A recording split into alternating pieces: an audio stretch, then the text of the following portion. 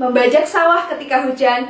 Mohon maaf apabila ada kesalahan. Juminten tuku klopo, cekap semanten atur kawulo.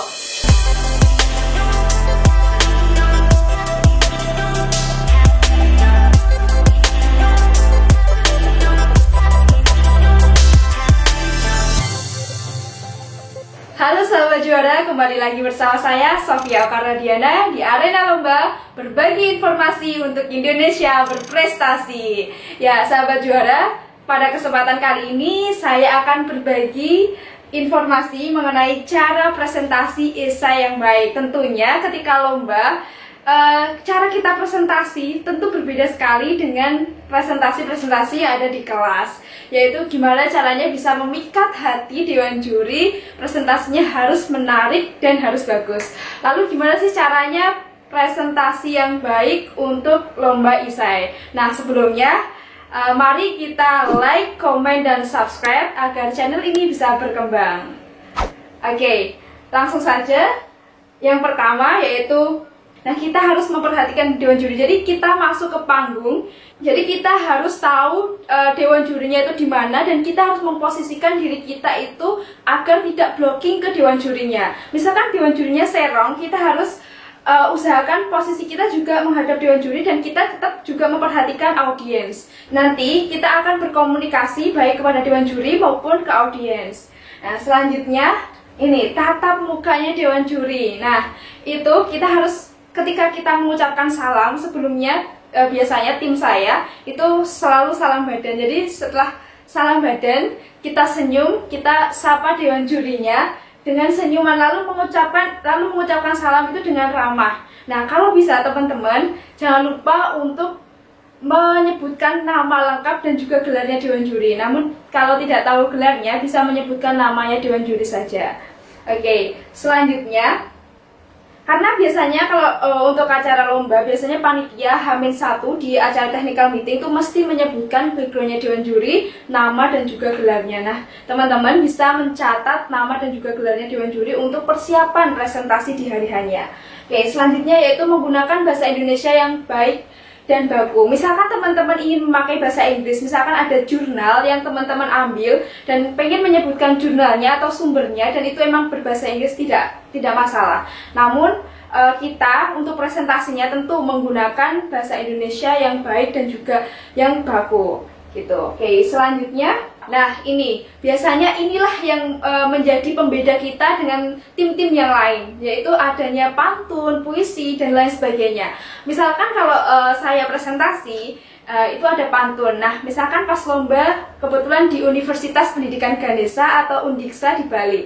Nah pantunnya seperti ini: jalan-jalan ke Bali, jangan lupa mampir ke Undiksa. Jika kalian tertarik dengan kami, lihatlah wahai pemirsa, kami tim dari Universitas 11 Maret Surakarta.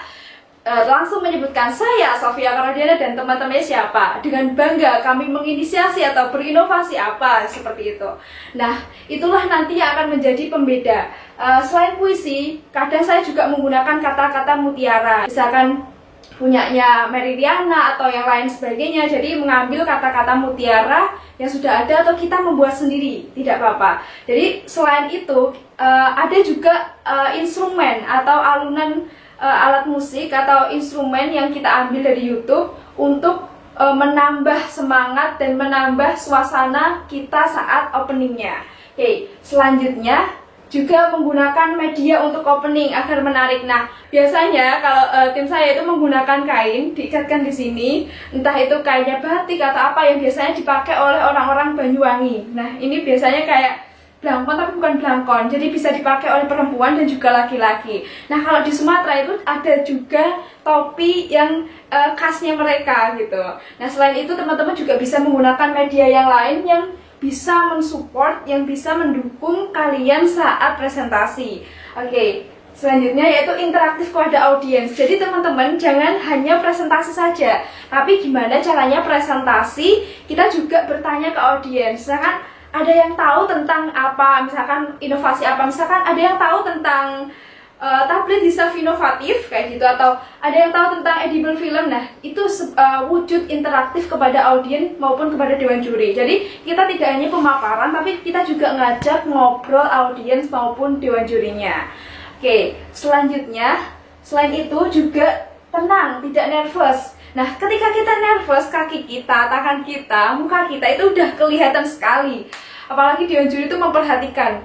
Biasanya teman-teman, dewan juri itu tiga-tiganya tidak fokus ke presentasinya semua. Ada yang fokus ke papernya, ada yang fokus ke presentasinya, ada yang fokus ke penampilannya kayak gitu. Misalkan volume suaranya, cara presentasinya, gerak mukanya, mimiknya, kaki dan tangannya, seperti itu juga diperhatikan. Oke, selanjutnya kita juga harus energik dan murah senyum, seperti itu. Oke, selanjutnya, nah, saat menyebutkan judul, nah teman-teman saat menyebutkan judul ini boleh di awal, misalkan dengan bangga kami tim dari Universitas 11 Maret Surakarta menginisiasi adanya Piley Hadis atau TIFMA-DITI, perancangan kreatif marketing development community, TIFMA-DITI kayak gitu boleh, atau teman-teman kasih judulnya ini di belakang setelah latar belakang. Teman-teman menyebutkan apa yang teman-teman inovasikan, apa yang teman-teman gagas, seperti itu. Nah, ini bisa bergantian dengan teman satu tim. Biasanya kalau lomba isai nasional maupun lomba karya tulis nasional biasanya itu minimal 2 orang, maksimal 3 orang. Nah, itu bisa bergantian sama temennya biar kita nadanya biar naik terus dan biar kelihatan semangat terus. Jadi misalkan perancangan kreatif marketing development community TIFMA-DITI, terus langsung gantian dalam rangka menciptakan jiwa ekonomi pengrajin alat musik tradisional di daerah X Karesidenan Surakarta, seperti itu. Jadi bisa bergantian biar kelihatan bagus, seperti itu. Kalau diucapkan barengan itu terkadang ada kata yang tidak pas nadanya, seperti itu. Oke, selanjutnya, sahabat juara, yaitu kita harus teamwork, yaitu kerjasama antar tim itu harus dibangun sejak awal, sejak presentasi sampai ke sesi tanya jawab.